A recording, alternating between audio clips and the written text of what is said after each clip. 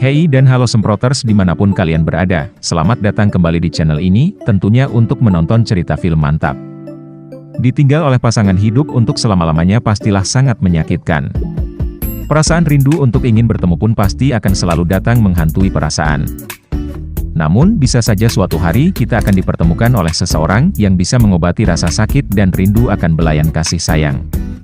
Film yang berjudul My Daughter's Friend ini, mengisahkan tentang seorang duda yang mengalami kesendirian, akibat ditinggal mati istrinya, dan ditinggal anaknya merantau ke kota seberang. Namun, akhirnya seseorang datang ke rumahnya, dan mampu mengobati rasa rindu dan haus akan belayannya. Bagaimanakah kisah selengkapnya? Langsung saja kita tonton cerita lengkapnya.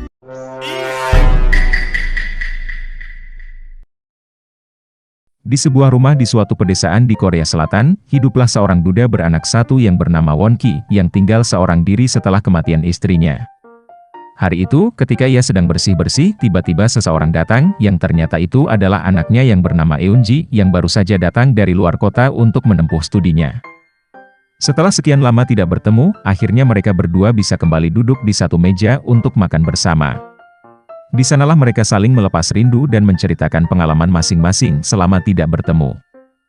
Won-ki mengatakan kalau ia ingin pergi ke luar negeri bersama teman-temannya untuk berlibur, namun nampak sang anak tidak ingin ayahnya pergi, karena ia akan membawa temannya ke rumah untuk tinggal di sana sementara waktu. Si ayah nampaknya kurang setuju untuk menerima kedatangan teman anaknya karena ia belum pernah menerima seorang tamu untuk menginap di rumah tersebut. Eun-ji pun merayu ayahnya agar mau menerima temannya, dan demi kebahagiaan putri tercintanya, ayahnya pun mengiyakan permintaan putrinya. Eun-ji pun senang, ia kemudian langsung pergi keluar rumah untuk memberitahu temannya. Karena itu, Won-ki kembali melanjutkan bersih-bersihnya yang sempat tertunda tadi. Terlihat si ayah masih merindukan istrinya yang sudah meninggal, dan sepertinya ia merindukan belayan seorang wanita. Tiba-tiba Eun-ji memanggilnya untuk meminta ayahnya turun, karena teman yang tadi ia bicarakan dengannya di meja makan sudah datang. Diperkenalkanlah Won-ki dengan teman anaknya yang bernama Seun-young itu. Tampak dari raut muka Won-ki seperti terpana melihat kecantikan teman anaknya. Won-ki pun menjamu kedatangan teman anaknya tersebut di meja makan.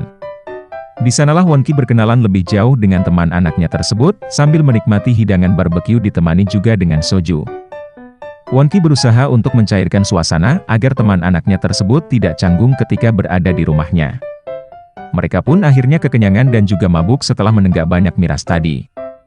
Eun-ji kemudian pergi ke toilet, dan ketika ditinggal, temannya yang sudah mabuk itu tiba-tiba menghampiri Won-ki dan memeluknya sambil sedikit menggoda-goda. Tiba-tiba Eun-ji kembali dan seketika ayahnya kaget dan melepas pelukan Seun-young. Won-ki pun meminta anaknya untuk membawa temannya pergi ke kamar. Ketika Won-ki tertidur, ia didatangi oleh Seun-young ke kamar dengan menggunakan pakaian dalam saja.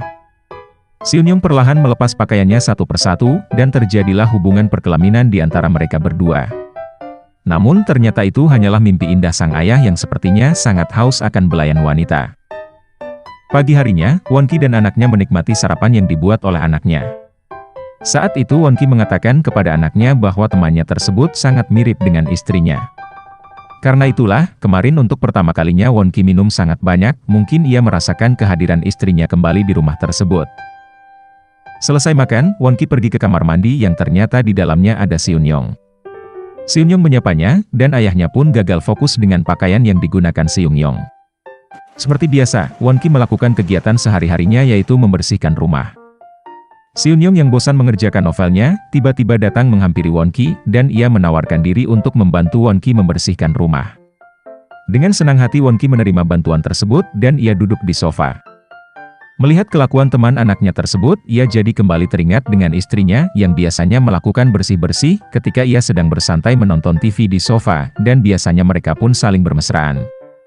Singkat cerita Won-ki berjalan-jalan keluar sambil menghirup udara segar. Saat itu juga ia melihat ada pria yang datang ke rumahnya, yang sepertinya adalah pacar dari Seun-young, yang juga merupakan teman Eun-ji. Mereka bertiga lalu masuk, dan terlihat sepertinya pria ini sudah lama tidak bertemu dengan pacarnya. Won-ki pun kemudian juga masuk untuk menyapa pria tadi, dan mempersilahkannya untuk masuk ke kamar Seun-young. Setibanya di kamar, sudah nampak wajah Sakne dari pria tersebut, dan dimulailah perang kelamin di antara mereka berdua. Dari luar, Won-ki yang dari awal sudah curiga dengan gelagat mesum pria tadi menguping aktivitas enak-enak mereka berdua dari luar kamar. Malam harinya Won Ki terlihat tidak bisa tidur, pikirannya sepertinya tercampur aduk antara rasa rindu kepada istrinya, bercampur rasa sagne kepada Seon-young. Ia pun kemudian turun ke meja makan untuk menikmati sekaleng bir, berharap hal itu bisa membantunya untuk tidur. Datanglah Seon-young dari lantai atas, kemudian ia mengajak Won Ki untuk minum, karena ia juga kebetulan tak bisa tidur saat itu. Namun, tiba-tiba Seo-won datang dari lantai atas yang mengakibatkan Won Ki mengurungkan niatnya untuk minum dengan Seon-young, karena mungkin ia tidak enak dengan pacar Seon-young tersebut.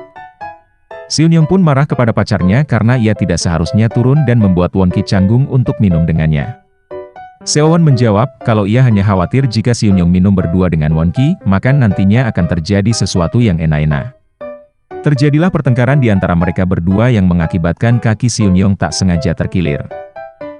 Keesokan harinya, karena kaki Seon-young masih sakit akibat terkilir kemarin, mereka bertiga yang awalnya berencana untuk pergi bersama, terpaksa harus pergi berdua saja dan meninggalkan Seon-young di rumah, agar bisa dirawat oleh Won Ki.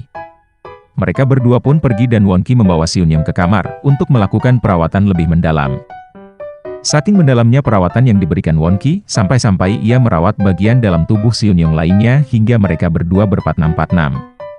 Namun di tengah-tengah birahong yang sudah memuncak, Won Ki tiba-tiba seperti mendapatkan bisikan dari malaikat yang menyadarkannya, kalau apa yang ia lakukan tersebut adalah perbuatan dosa yang sangat dilarang agama. Ia pun menghentikan persilatan lidahnya dengan Seon-young, dan juga menutup kembali baju Seon-young. Sementara itu, perjalanan Eun-ji dan Seo-won terhenti di sebuah lapangan luas. Di sana Eun-ji mengungkapkan kalau ia cemburu melihat kemesraan Seo-won dan Seon-young di rumahnya. Si buaya darat pun mengeluarkan jurus sepik-sepik iblisnya untuk menenangkan Eun-ji, yang mana akhirnya mereka berdua melakukan adu kelamin di dalam mobil. Kembali lagi ke rumah Won Ki berusaha untuk meredam birahongnya di kamar mandi. Namun Seon-young yang merasa aktivitasnya tadi sudah kepalang tanggung, menghampiri Won Ki ke kamar mandi dan kembali mengajaknya untuk melanjutkan aktivitas mereka yang tertunda tadi. Akhirnya, bisikan malaikat pun sirna dari kepala Won Ki dan ia pun tergoda oleh godaan Seon-young. Eun-ji dan Seo-won selesai dengan peperangannya lebih dulu, dibandingkan dengan Won Ki dan Seon-young. Mereka berdua pun pulang ke rumah dengan sisa-sisa kesaknean mereka tadi. Sesampainya di dalam, Eun-ji tidak melihat mereka berdua di ruang tamu, ia curiga lalu ia naik ke lantai atas. Perlahan ia membuka pintu kamar mandi, dan Seon-young pun keluar dari kamar mandi tersebut seorang diri dengan menggunakan pakaian mandi. Dan Won Ki pun keluar dari kamarnya dengan gelagat pura-pura mengantuk, seolah-olah ia baru saja bangun dari tidurnya. Won Ki dan Seon-young hanya bisa tertawa setelah bisa mengakali Eun-ji. Akan tetapi, Eun-ji masih menyimpan perasaan curiga kepada Won Ki dan juga Seon-young. Ia pergi mengecek draft novel yang ditulis oleh Seon-young di notebooknya, dan tulisan itu mengisahkan kisah percintaan Seon-young dengan Won Ki, yang mana itu berarti, bisa saja cerita tersebut diangkat dari kisah nyatanya dengan Won Ki. Untuk semakin menguatkan kecurigaannya, Eun-ji berpura-pura berpamit kepada ayahnya untuk pergi keluar kota, dan ia menitipkan Seon-young di rumah untuk sementara waktu.